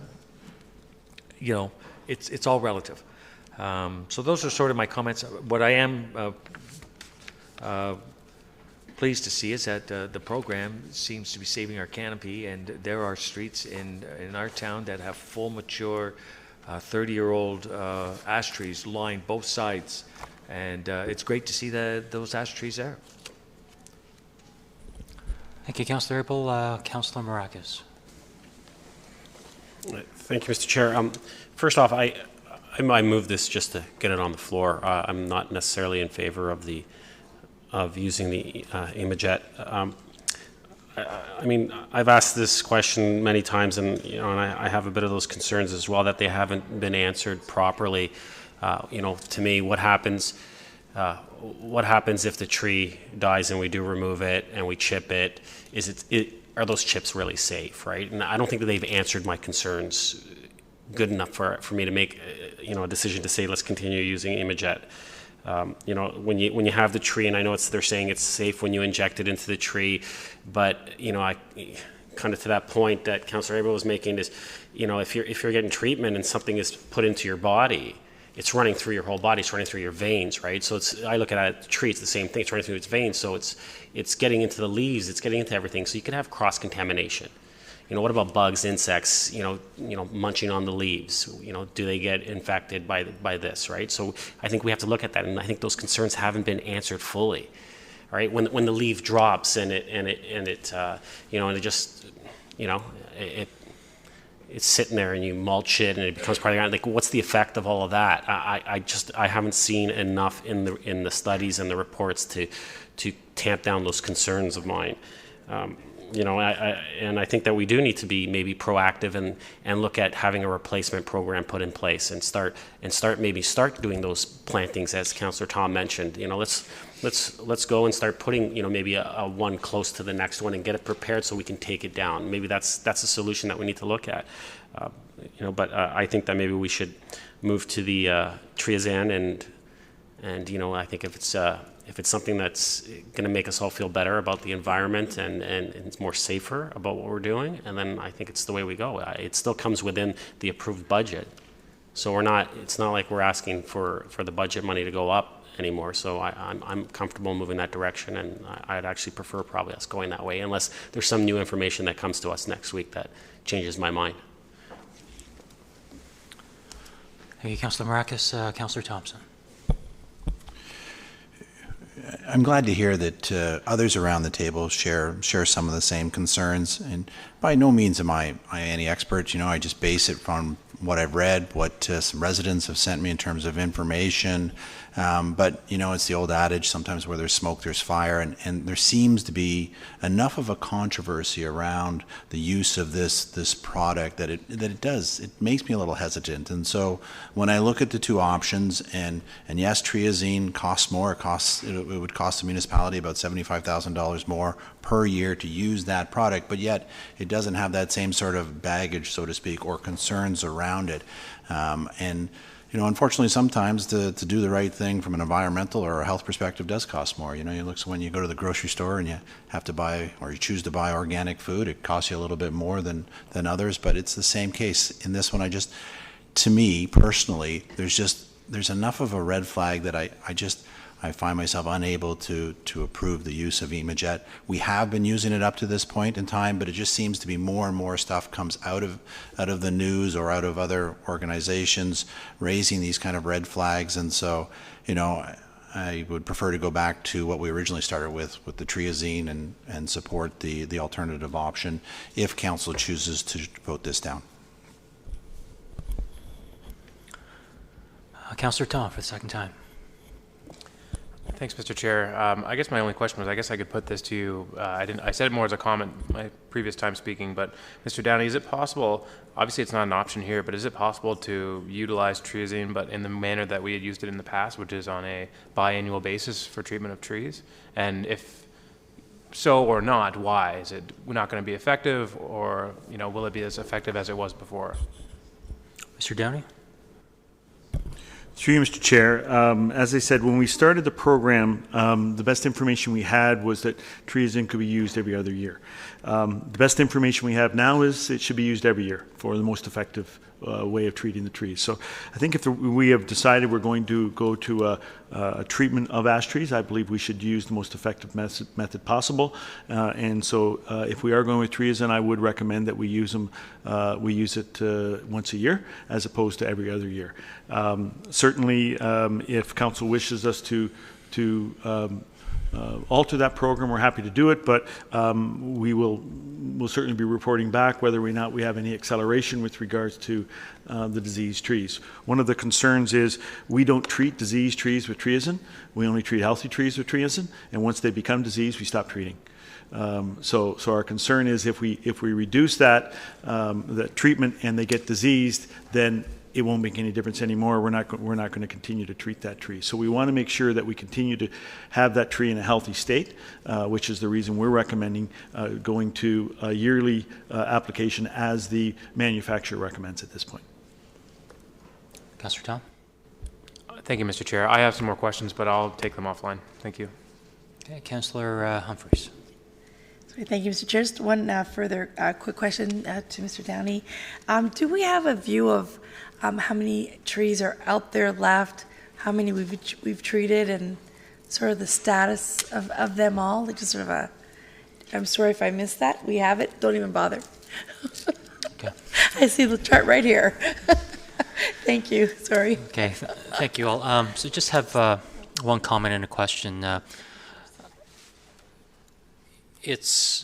find with items like this, there's so much research and information out there, you don't know which source to believe. I know recently a resident inquired about the health of various color of outdoor streetlights, and you know, that resident was quoting one American source, and as I investigated with Canadian sources and other sources, there were different viewpoints on that, and so it's hard to clamp down and have a certain viewpoint, given that there's so many views out there.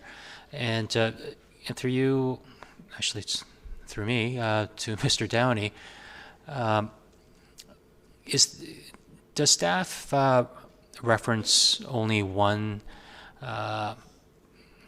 health report or research report, or do you look at a few different perspectives before you make a decision?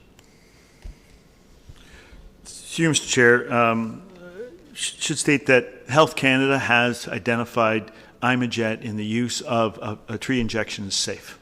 So we're basing our information on Health Canada.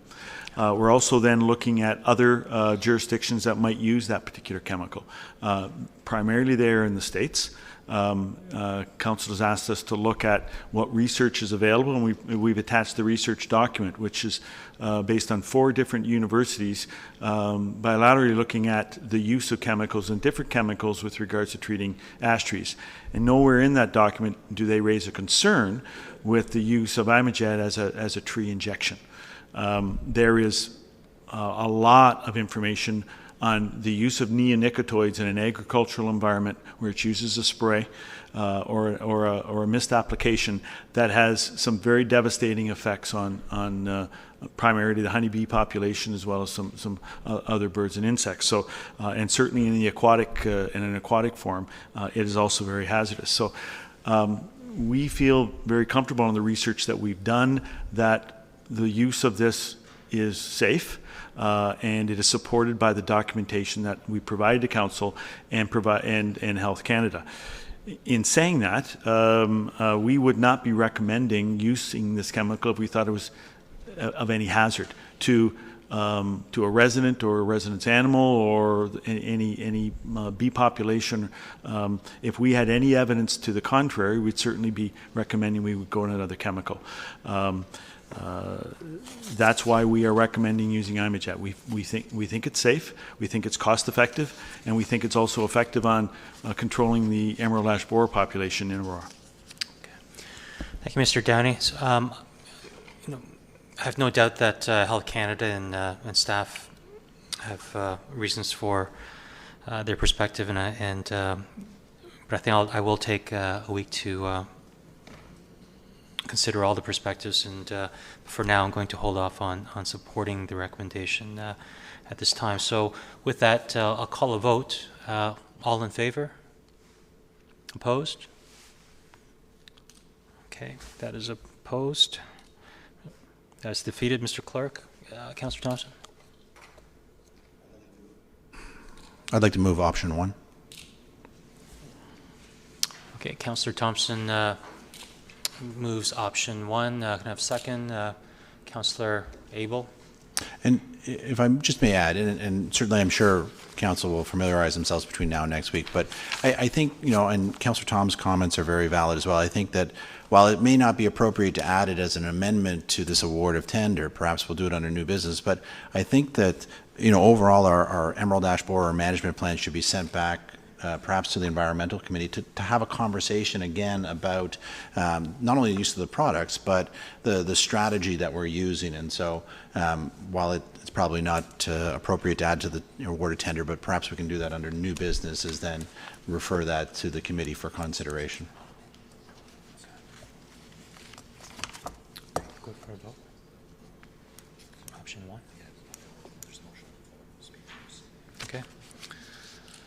Are there any speakers to option 1, the amendment? Or not the amendment, but option 1? No? So do we vote on option 1 or not? Okay. Can we have a vote? All those in favor of option 1? Opposed? Okay, that passes, Mr. Clerk. Okay, that brings us to R3. Can someone move that, please? Councillor Marakis, seconded by Councillor Tom. Questions, comments? Okay, no comments. Put that to a vote. All in favor? Opposed? That passes, Mr. Clerk. The next item is R4. Award of tender, supply and delivery of one 5,000-pound capacity forklift. Can I have a mover? Councillor Humphrey, seconded by Councillor Tom. Comments or questions?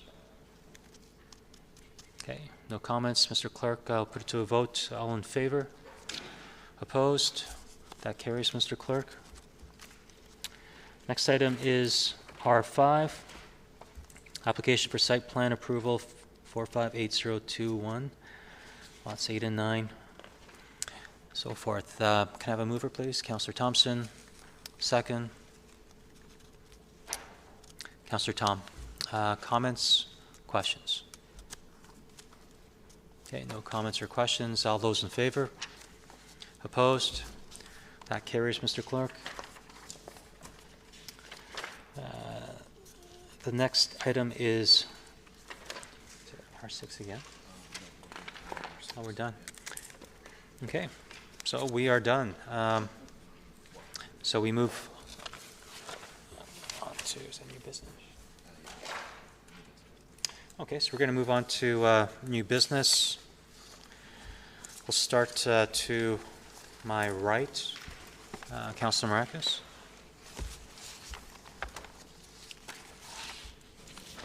No? Make you guys sweat it out for a second. Councilor Thompson? Thank you. With council's indulgence, I'd like to just follow up on that comment about referring the Emerald Ash Borer Management Plan to the Environmental Committee for further discussion. So, through you to the clerk, perhaps if council's okay with it, some sort of waiver procedure, just so that we can put that on the committee's task list. Okay, as long as the clerk, I'll let the clerk weigh in. Mr. Clerk? Through you, Mr. Chair, there's new business isn't meant for substantive motions, but I think a motion to refer to a committee would be in the spirit of the procedural bylaws, so I don't see anything wrong with that. Okay. Councilor Marcus seconds that.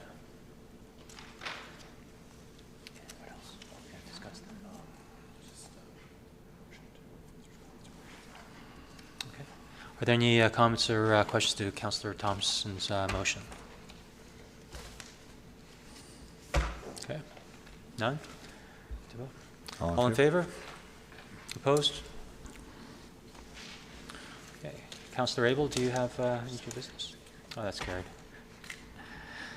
I do not have any. Councilor Humphreys?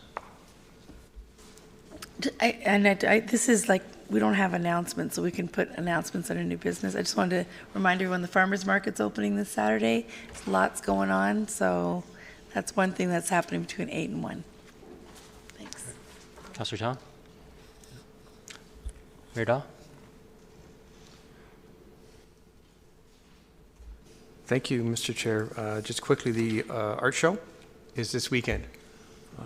So the judging is on Friday night, and the show is open to the public on Saturday and Sunday. And if you haven't been before, there is some spectacular talent in this town when it comes to artists. So I highly recommend it.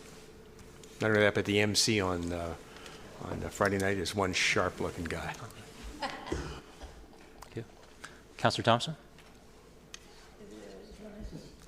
If I may just make a quick announcement, the Big Bike is in town on Saturday. I know we've all received a few emails, so if you haven't signed up, I'm sure there's still some seats available. As we know, this is an annual one for the Heart and Stroke that many of us have participated in the past, and I encourage you, if you're thinking about it, to send a note to the organizer and let them know you're going to participate. Okay. Councilor Marcus? Thank you, Mr. Chair. Yes, since everyone's doing public service announcement, I just got one. Tomorrow's McHappy Day. I know Mayor Daw, I know you're going to be over at the one on Allura, and actually I'll be over at the one on Bayview, so I'm going to be enjoy serving some great McDonald's food to some of our residents, so I look forward to that.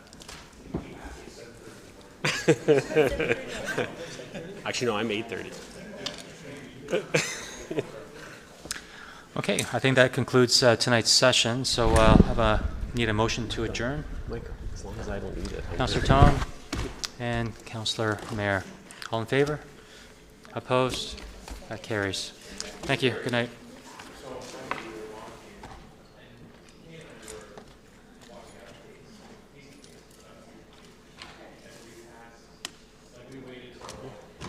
Have a good night. Have a good night. So, for my information,